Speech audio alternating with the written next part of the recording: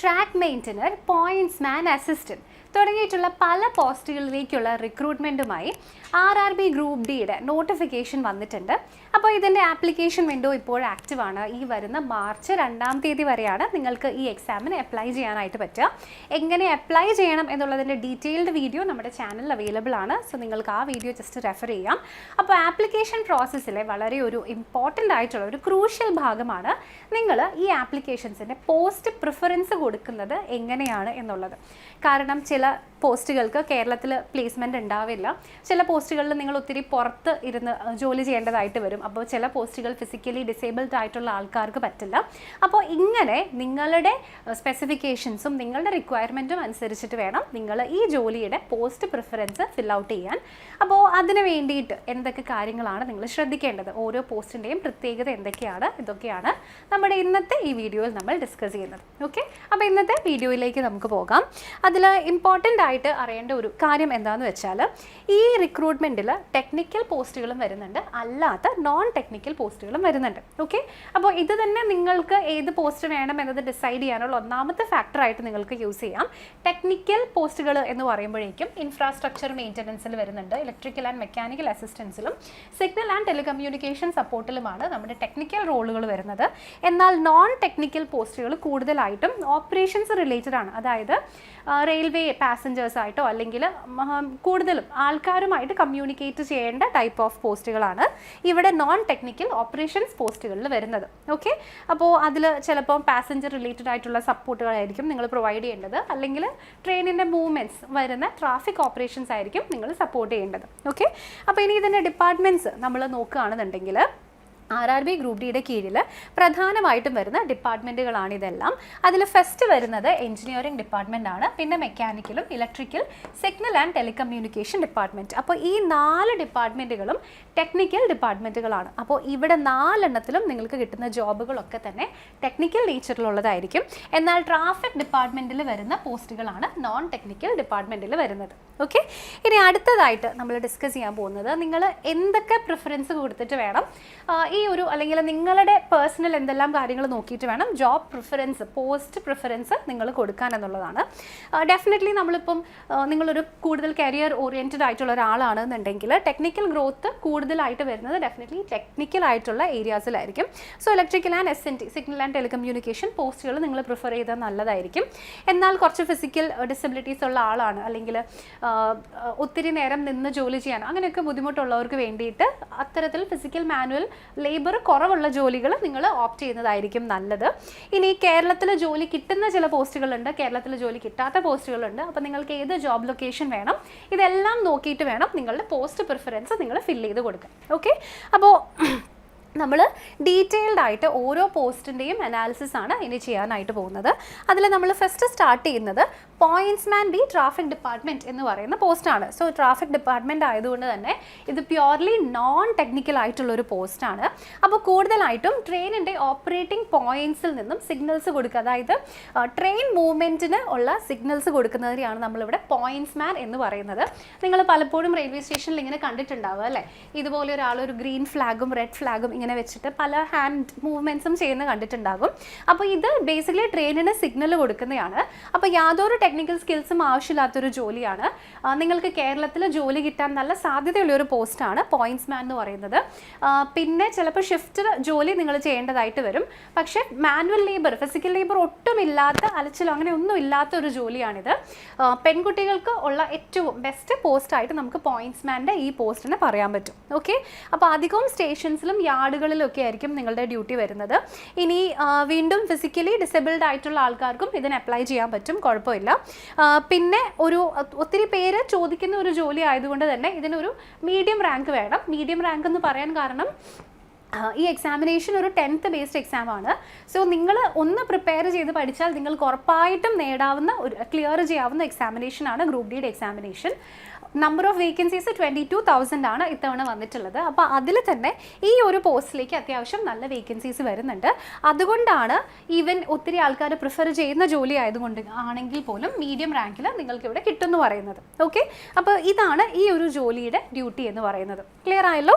ഇനി അടുത്തതായിട്ട് നമ്മൾ ഡിസ്കസ് ചെയ്യുന്നത് ബ്രിഡ്ജ് എഞ്ചിനീയറിംഗ് എന്ന് പറയുന്ന ജോലിയാണ്. അപ്പോൾ അത് നിങ്ങൾക്ക് ഈ പിക്ചറിൽ കാണാൻ പറ്റുന്നുണ്ടാവും അല്ലേ? റെയിൽവേ ബ്രിഡ്ജസിനെ ഒക്കെ പ്രോപ്പറായിട്ട് മെയിൻറ്റെയിൻ ചെയ്ത് പോകുക, അവയുടെ സെക്യൂരിറ്റി ഉറപ്പാക്കുക, പിന്നെ എല്ലാ സേഫ്റ്റി ചെക്കും നോക്കുക, എന്തെങ്കിലും ഇഷ്യൂസ് ഉണ്ടെങ്കിൽ അതിൻ്റെ റിപ്പയർസ് ഒക്കെ പ്രോപ്പറായിട്ട് ചെയ്തു കൊടുക്കുക.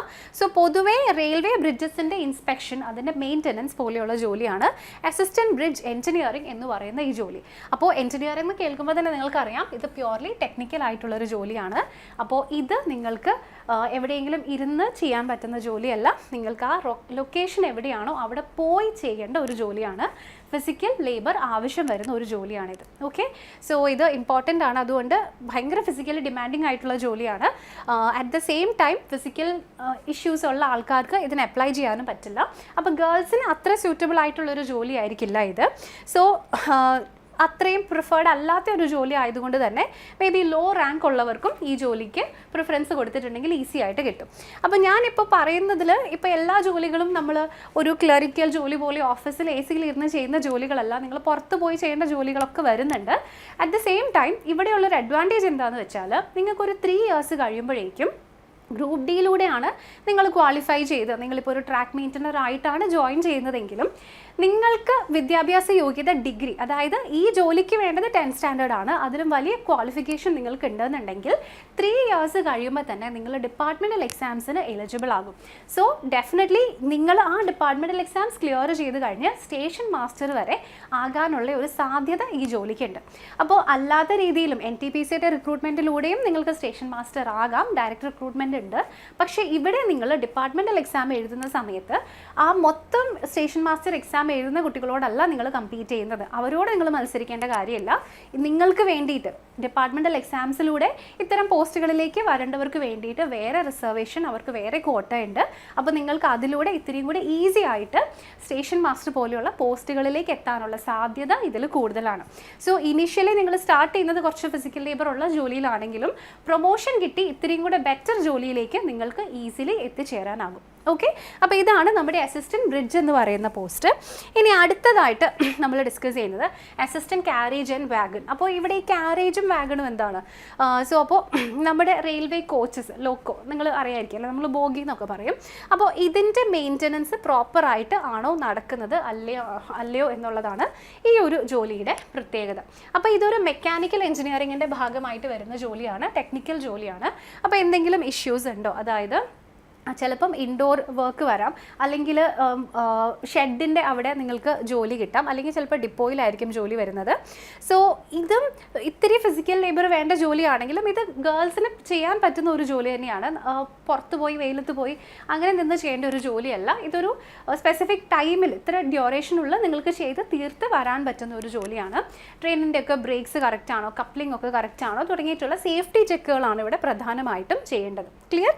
നിങ്ങൾക്കതിവിടെ കാണാൻ പറ്റുന്നുണ്ടാവുമായിരിക്കും ഇമേജസിൽ. സോ അപ്പോൾ ഇതുപോലെ ലോക്കോ ട്രെയിനിൻ്റെ ആ ബോഡി ടെക്നിക്കലി കറക്റ്റ് ആണോ, എല്ലാ മെക്കാനിക്കൽ ഇഷ്യൂസും ഒക്കെ റിസോൾവ് ചെയ്യുക, എന്തെങ്കിലും ഉണ്ടെങ്കിൽ ഇൻസ്പെക്ഷൻസ് നടത്തുക തുടങ്ങിയിട്ടുള്ള ജോലിയാണ് ഇവിടെ വരുന്നത്. ഓക്കെ, അപ്പോൾ ഇതും അത്യാവശ്യം നല്ല രീതിയിൽ പ്രൊമോഷൻ വരുന്ന ഒരു ജോലിയാണ്. സോ ഇത് ഒത്തിരി പേര് പ്രിഫർ ചെയ്യുന്ന ജോലി ആയതുകൊണ്ട് തന്നെ നല്ല റാങ്ക് ഉണ്ടെങ്കിലാണ് ഈ ജോലിയിലേക്ക് നിങ്ങൾക്ക് ചെല്ലാൻ പറ്റുള്ളൂ. ഓക്കെ, ഇനി അടുത്തതായിട്ട് അസിസ്റ്റൻറ്റ് ലോക്കോ ഷെഡ് എന്ന് പറയുന്ന ജോലിയാണ്. അപ്പോൾ അസിസ്റ്റൻറ്റ് ലോക്കോ ഷെഡ് എന്ന് പറയുന്നത് നമ്മുടെ ഇത് ഇലക്ട്രിക്കലാണ് എന്ന് വെച്ചാൽ ഇലക്ട്രിക്കൽ ലോക്കോസ് ഉണ്ടാവും അല്ലേ, ഇലക്ട്രിക്കൽ ലോക്കോമോട്ടീവ്സ്, ഇലക്ട്രിക്കൽ ട്രെയിനുകളുടെ ഓപ്പറേഷൻസും മെയിൻ്റനൻസും കറക്റ്റായിട്ട് നോക്കുക. ഇതിനെയാണ് നമ്മൾ അസിസ്റ്റൻറ്റ് ലോക്കോ ഷെഡ് എന്ന് പറയുന്നത്. സോ എന്തെങ്കിലും ഇഷ്യൂസ് ഉണ്ടോ എന്നൊക്കെ ടെസ്റ്റ് ചെയ്യുക, റിപ്പയർസ് ഉണ്ടെങ്കിൽ അതൊക്കെ നോക്കുക. ഇതുപോലെ ഇവിടെ ചിലപ്പം ഇൻഡോർ ആയിട്ട് നിങ്ങൾക്ക് ജോലി കിട്ടാം, അല്ലെങ്കിൽ സെമി ഇൻഡോർ ആയിട്ട് ലോക്കോ ഷെഡുകളിൽ ഇതൊക്കെ ഇപ്പം ഷെഡുകളിൽ ഇതുപോലെ നിങ്ങൾക്ക് ജോലിക്ക് പ്രവേശിക്കാൻ പറ്റും. ഓക്കെ, സോ അപ്പോൾ ഈ ഒരു ജോലിയുടെ പ്രത്യേകത, നിങ്ങൾക്കിപ്പോൾ ഇതിൻ്റെ പ്രൊഡക്ഷൻ യൂണിറ്റിലാണ് ജോലി കിട്ടുന്നതെങ്കിൽ അവിടെ കേരളത്തിൽ നമുക്ക് ഇവിടെ പ്രൊഡക്ഷൻ ഹൗസസ് ഇല്ല, പ്രൊഡക്ഷൻ യൂണിറ്റുകളില്ല. അതുകൊണ്ട് തന്നെ തമിഴ്നാട്ടിലോ ചെന്നൈയിലോ അങ്ങനെയുള്ള ഏരിയാസിലായിരിക്കും നിങ്ങൾക്ക് ജോലി കിട്ടും. ഓക്കെ, അപ്പോൾ ഈ ജോലി നിങ്ങൾക്ക് കേരളത്തിൽ കിട്ടില്ല. ഞാൻ നേരത്തെ പറഞ്ഞ ബാക്കി 3 ജോലികളും കേരളത്തിൽ ലഭിക്കും. ഓക്കെ, ഇനി വീണ്ടും നല്ല ജോലിയാണ്, അതുകൊണ്ട് തന്നെ നല്ല റാങ്ക് ഉള്ളവർക്കാണ് ഈ ജോലിക്ക് പ്രവേശിക്കാൻ പറ്റുള്ളൂ. ഇനി അസിസ്റ്റൻറ്റ് TL ആൻഡ് AC, അതായത് ട്രെയിനിൻ്റെ ഉള്ളിൽ TL എന്ന് പറയുന്നത് ട്രെയിൻ ലൈറ്റിംഗ് ആണ്, AC എയർ കണ്ടീഷണർ.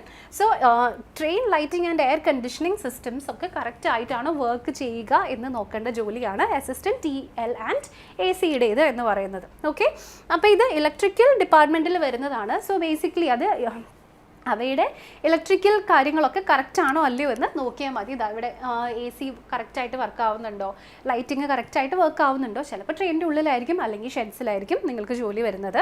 സോ അപ്പോൾ ഈ ജോലിയും ഗേൾസിന് വളരെ നല്ല ജോലിയാണ്, ഫിസിക്കൽ സ്ട്രെസ് വളരെ കുറവുള്ള ജോലിയാണ്, ആൻഡ് ഓൾസോ കേരളത്തിൽ നിങ്ങൾക്ക് പോസ്റ്റിംഗ് കിട്ടാവുന്ന ജോലിയാണ്. ഒത്തിരി പേര് പ്രിഫർ ചെയ്യുന്നതായതുകൊണ്ട് തന്നെ നല്ല റാങ്ക് ഉണ്ടെങ്കിലാണ് ഈ ജോലിയിൽ നിങ്ങൾക്ക് എത്തിച്ചേരാൻ പറ്റുള്ളൂ. ഓക്കെ, ഇനി അടുത്തതായിട്ട് അസിസ്റ്റൻറ്റ് PV എന്ന് വെച്ചിട്ടുണ്ടെങ്കിൽ പെർമനൻറ്റ് വേ എന്നാണ്. അപ്പോൾ ഇതുപോലെ റെയിൽവേ ട്രാക്കുകളൊക്കെ കറക്റ്റായിട്ട് ലേ ചെയ്തിട്ടായിരിക്കും അതിലൂടെ ട്രെയിൻസ് പോകുന്നത് അല്ലേ. അപ്പോൾ അങ്ങനെയുള്ള ട്രാക്ക് അലൈൻമെൻ്റ് ഒക്കെ കറക്റ്റ് ആണോ തുടങ്ങിയിട്ടുള്ള ഇൻസ്പെക്ഷൻസ് നടത്തുക, എന്തെങ്കിലും ഇഷ്യൂസ് ഉണ്ടോ എന്ന് നോക്കുക. സോ ഇത് കംപ്ലീറ്റ്ലി ഔട്ട്ഡോർ ആയിട്ട് വരുന്ന ഒരു ജോലിയാണ്, ഫീൽഡ് ജോലിയാണ്. ഓക്കെ, അപ്പോൾ അത് ഇപ്പോൾ നിങ്ങളുടെ ഡിപ്പോ ഏതാണോ അവിടെ മാത്രമേ ആയിരിക്കണം എന്നല്ല, ചിലപ്പോൾ നിങ്ങൾക്ക് വേറൊരു പ്ലേസിലേക്കൊക്കെ പോകാൻ പറ്റും. അപ്പോൾ ഈ പോസ്റ്റും പിന്നെ ട്രാക്ക് മെയിൻ്റനറൊക്കെ പോലെയുള്ള പോസ്റ്റുകൾക്ക് നിങ്ങൾ എവിടേക്കാണോ പോകുന്നത് അതിനനുസരിച്ചിട്ടുള്ള വേറെ TA വരുന്നതായിരിക്കും. അതിൻ്റെ ഡീറ്റെയിൽസ് ഞാൻ പറയുന്നുണ്ട്. അപ്പോൾ ഇത് വീണ്ടും ഫിസിക്കലി അത്യാവശ്യം നല്ല ഡിമാൻഡിങ് ആയിട്ടുള്ളൊരു ജോലിയാണ്. ഇത് ഒത്തിരി പുറത്തൊക്കെ പോകേണ്ട ജോലി ആയതുകൊണ്ട് ഗേൾസിന് ഒത്തിരി റെക്കമെൻഡ് ചെയ്യുന്നില്ല. പ്രൊമോഷൻസും ഒത്തിരി ഫാസ്റ്റാണ് എന്ന് പറയാൻ പറ്റില്ല. സോ അത്ര പ്രിഫേർഡ് ആയിട്ടുള്ളൊരു ജോലിയല്ല, അതുകൊണ്ട് തന്നെ ലോ റാങ്ക് ഉള്ളവർക്കും ഈ ജോലിക്ക് പ്രവേശിക്കാൻ പറ്റും.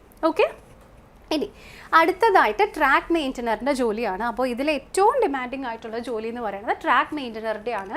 പക്ഷേ ഏറ്റവും കൂടുതൽ പേയ്മെൻറ്റ് വരുന്നതും ഈ ജോലിക്ക് തന്നെയാണ്. നിങ്ങൾക്ക് ഇവിടെ കാണാം, ഗ്രൂപ്പായിട്ട് ഒത്തിരി ആൾക്കാരെ നിങ്ങൾക്ക് കാണാൻ പറ്റുന്നുണ്ടാവും. അപ്പോൾ അവർക്ക് ട്രാക്ക് കറക്റ്റായിട്ട് ഇങ്ങനെ വെക്കുന്നത് കാണാം അല്ലേ. അപ്പോൾ ഇത്തരത്തിലുള്ള പ്രോപ്പർ ആയിട്ടുള്ള ഒരു ഔട്ട്സൈഡ് വർക്കാണ്, ഫീൽഡ് വർക്കാണ്. വെയിലത്തൊക്കെ നിന്ന് നിങ്ങൾക്ക് ജോലി എടുക്കേണ്ടി വരും.